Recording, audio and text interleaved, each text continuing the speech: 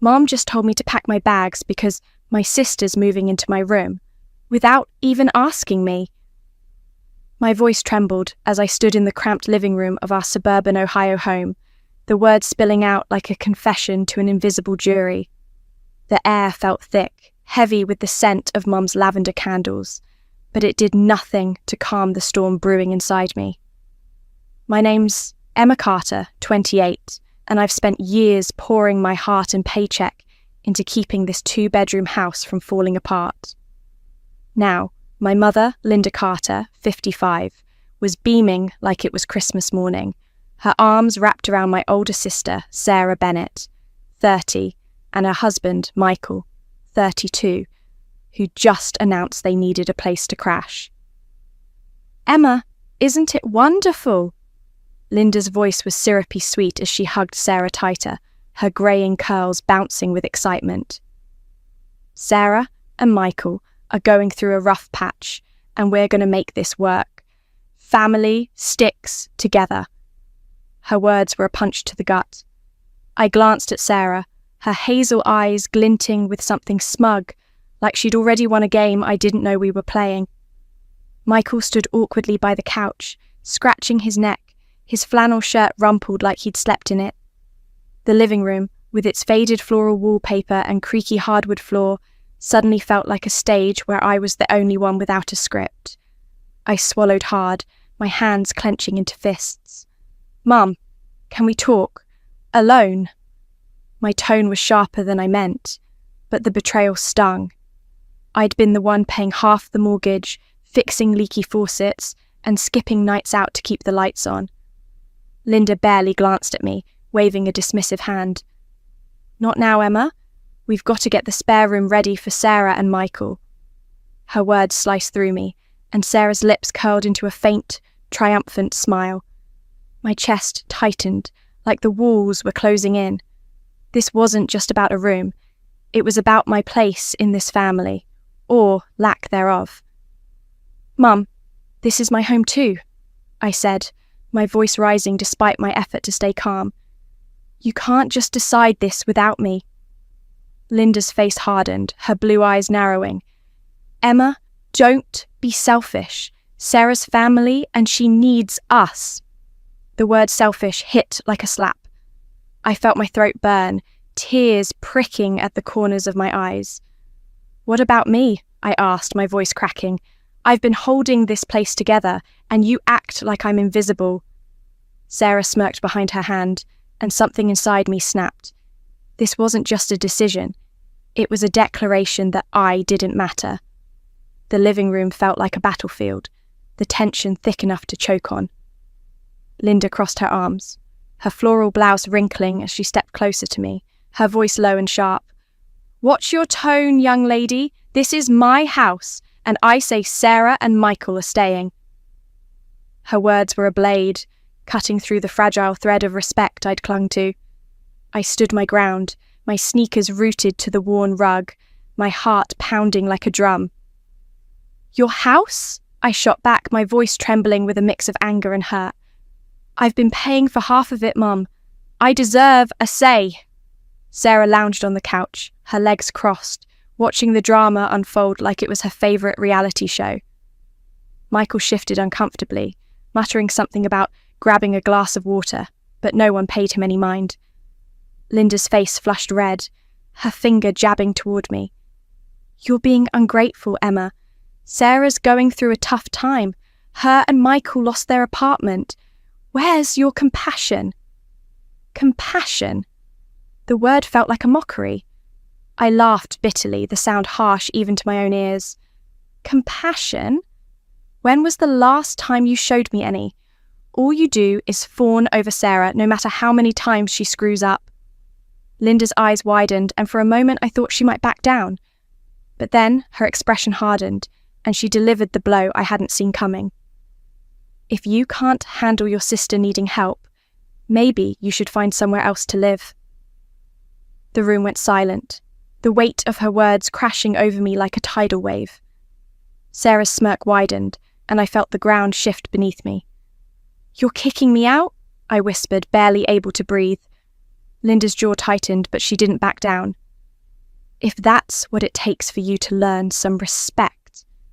My vision blurred with tears, but I refused to let them fall.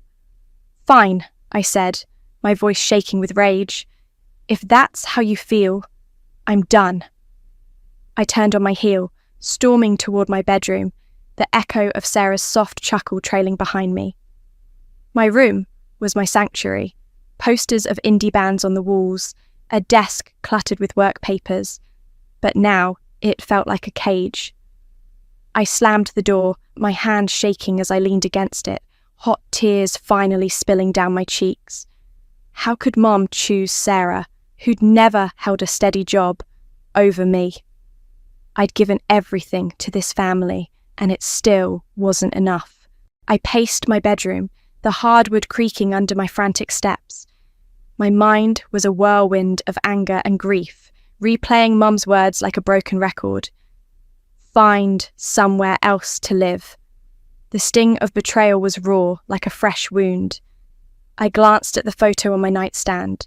Me, Mum, and Sarah at a county fair years ago, all smiles. That family felt like a distant memory now.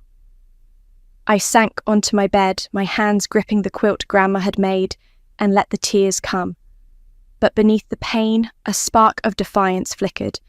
I couldn't stay here, not in a house where I was disposable. A knock on the door jolted me.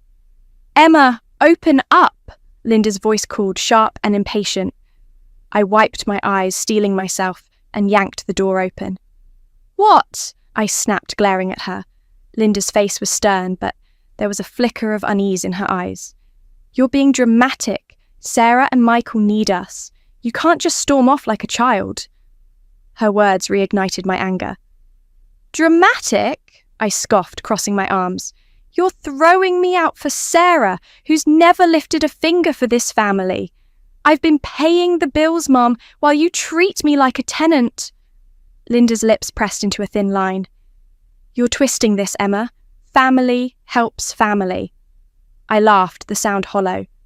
"Yeah, unless that family's me. You've made it clear where I stand." Before she could respond, I grabbed a suitcase from my closet, the zipper's rasp cutting through the silence. "What are you doing?" Linda asked, her voice faltering. "Leaving," I said coldly, tossing clothes into the bag. "You wanted me gone? You got it." Her eyes widened, but I didn't stop. Each shirt I packed felt like a step toward freedom, even if it hurt like hell. I pulled out my phone and dialed Rachel Thompson, my best friend since college. "Rach, I need a favour," I said, my voice shaky but determined. "Can I stay with you for a bit?" Rachel's voice was warm, concerned. "Emma, what's wrong? Of course you can stay. Come over tonight." Her kindness was a lifeline, pulling me from the edge. "Thanks," I whispered, hanging up. I zipped my suitcase, grabbed my laptop bag, and took one last look at my room. This house had been my anchor, but now it was a weight I had to let go. With a deep breath, I dragged my bags to the front door, ignoring Linda's stunned silence as I stepped into the cool evening air. Rachel's apartment was a haven, all warm lights and soft throw blankets, a stark contrast to the tension I'd left behind. She greeted me with a fierce hug, her curly hair tickling my cheek. "You're safe here, Emma," she said, taking my suitcase. I managed a weak smile, the weight of the day settling into my bones. "Thanks, Rach. I couldn't stay there anymore." She nodded, her brown eyes full of empathy, and led me to her cozy living room. The plush couch felt like a cloud as I sank into it, clutching a glass of water she handed me. Over the next few days, I started unpacking my life, both literally and figuratively. Rachel's spare room became my new base, with my books stacked on a borrowed shelf and my clothes hung in a tiny closet. Each item I put away felt like shedding a layer of the old Emma, the one who'd lived for her family's approval. Rachel encouraged me to try new things, and I signed up for a local book club, nervous but excited. The first meeting was at a quirky bookstore, and I found myself laughing over Jane Austen debates with strangers, who felt like friends by the end. It was a small joy, but it lit something inside me. Work became my proving ground. I'm a marketing coordinator, and I threw myself into a new campaign, pitching ideas I'd once been too shy to share. My boss, Karen, raised an eyebrow at my newfound confidence, but nodded approvingly. "Keep this up, Emma," she said, and I felt a surge of pride. I also joined a pottery class at the community centre, my hands clumsy but eager as I shaped clay into lopsided bowls. The rhythm of the wheel was meditative, grounding me in a way I hadn't expected. For the first time, I was living for me, and it felt like breathing after years underwater. Nights with Rachel were my anchor. We'd cook tacos or binge Netflix, and I'd spill the tangled mess of my feelings: anger at Mom, hurt over Sarah, and a growing hope for my future. "You're killing it, Emma," Rachel said one night, clinking her wine glass against mine. "You're building something real." Her words sank in, and I realised I was. This new life, fragile as it was mine, built on my terms, and no one could take that away. Weeks passed, and my phone buzzed with voicemails from Mom and Sarah, each more desperate than the last. I ignored them, focusing on my book club and pottery, but the messages piled up like storm clouds. One evening, as Rachel and I ate takeout pizza, my phone rang again. I groaned, ready to silence it, but Rachel gave me a look. "Maybe hear them out," she said softly. "You don't have to help, but closure might be good." I sighed, my thumb hovering over the answer button, and finally picked up. "Emma, thank God!" Linda's voice was frantic, a far cry from her usual composure. "We're in trouble. The mortgage is behind and the utilities are getting cut off." I leaned back against Rachel's couch, a bitter smile tugging at my lips. "Gee, Mum, wonder how that happened. Maybe kicking out the person paying the bills wasn't your best move." There was a pause, and I could hear her breathing, heavy with panic. "Please, Emma," she pleaded. "We need you.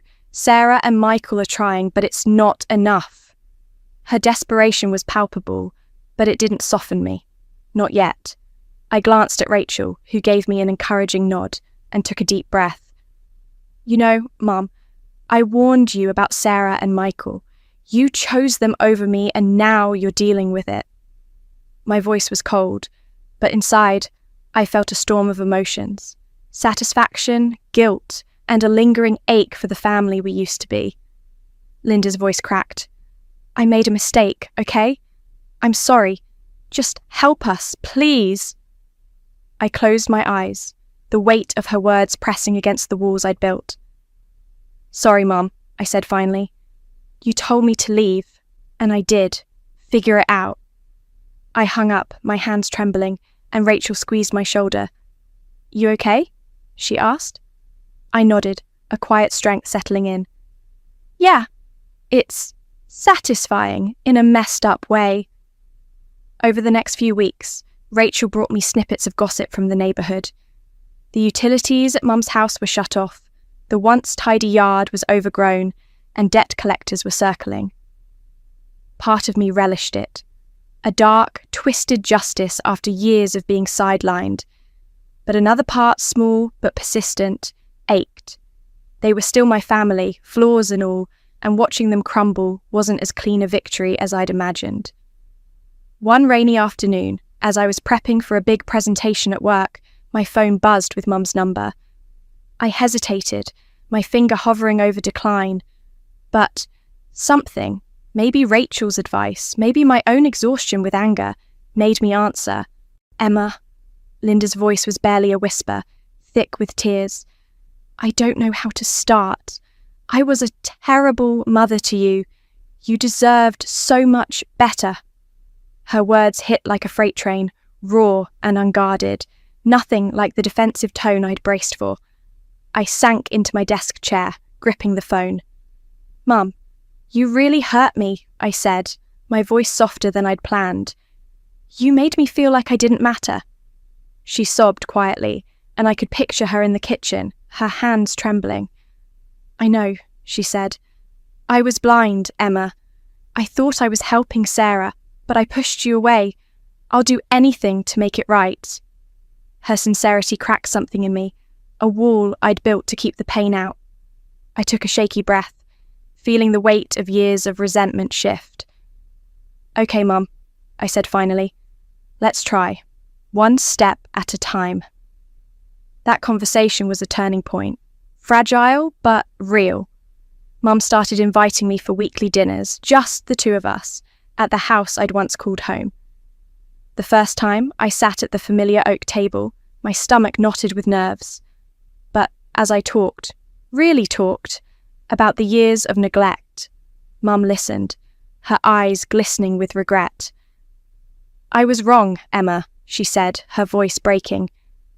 "I let my fear for Sarah blind me to your pain." Those dinners became a space for healing, slow and messy but honest. I told her how her favoritism had crushed me, how I'd felt invisible. She didn't make excuses, just nodded, tears falling, and promised to do better. Sarah and Michael, meanwhile, kept their distance. I heard through Rachel they'd moved into a run-down apartment, scraping by. Part of me still burned with resentment. Sarah's entitled smirk, Michael's slick excuses.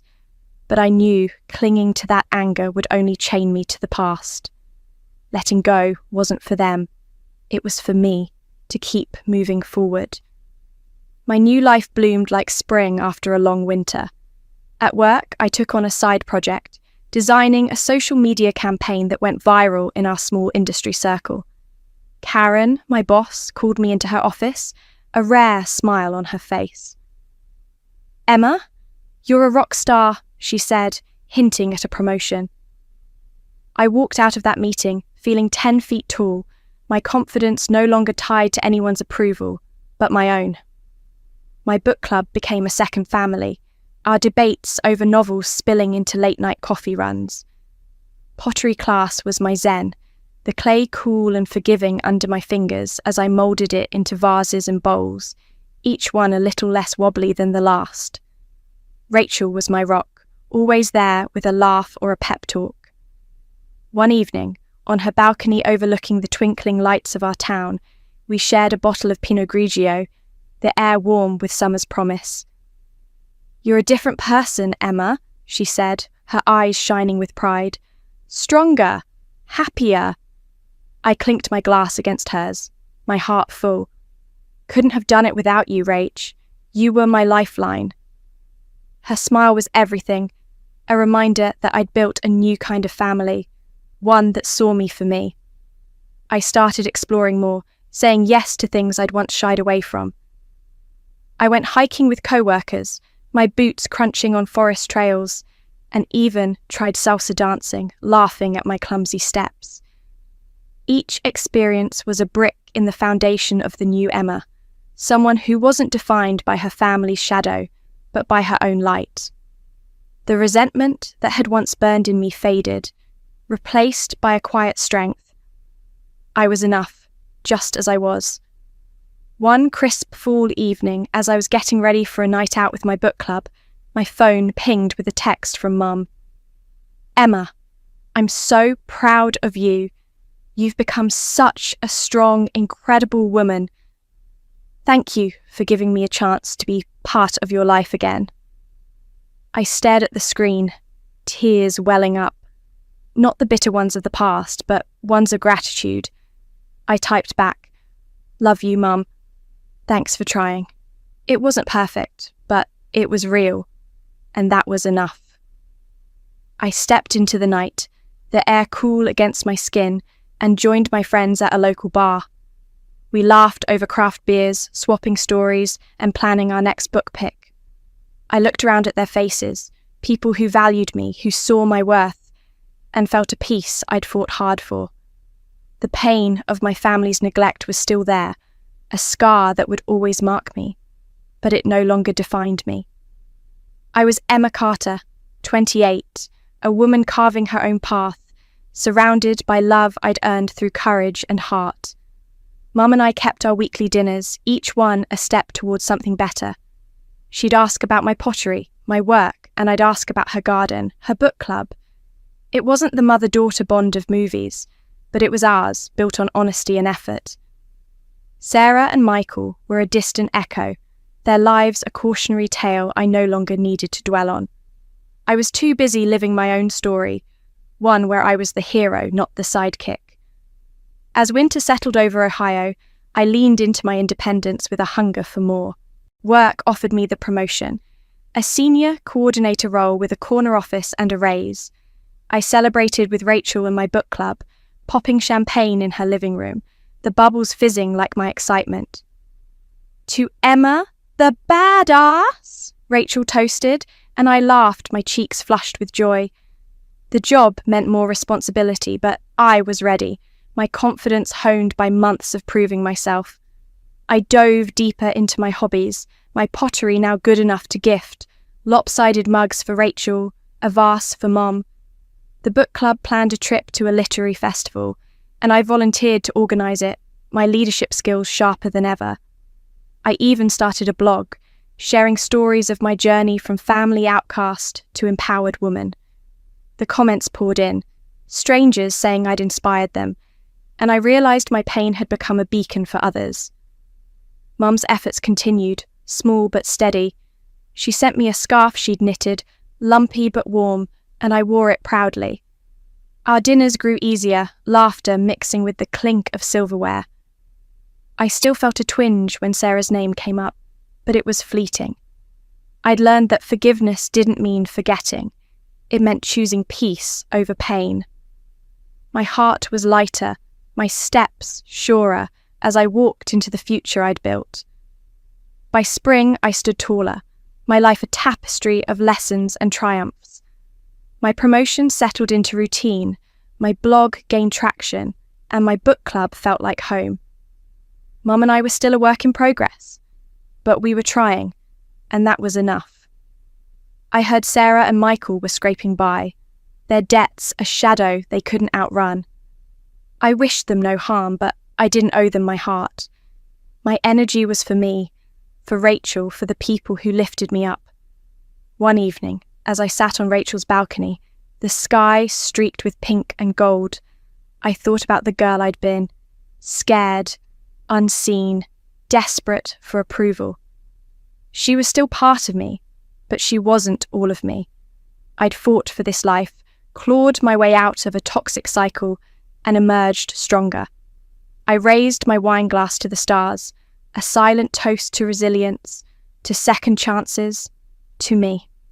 To everyone listening to my story, thank you for being here, for hearing me. Your support means the world, and I hope my journey inspires you to chase your own light, no matter how dark the path. If this resonated, please subscribe to my channel.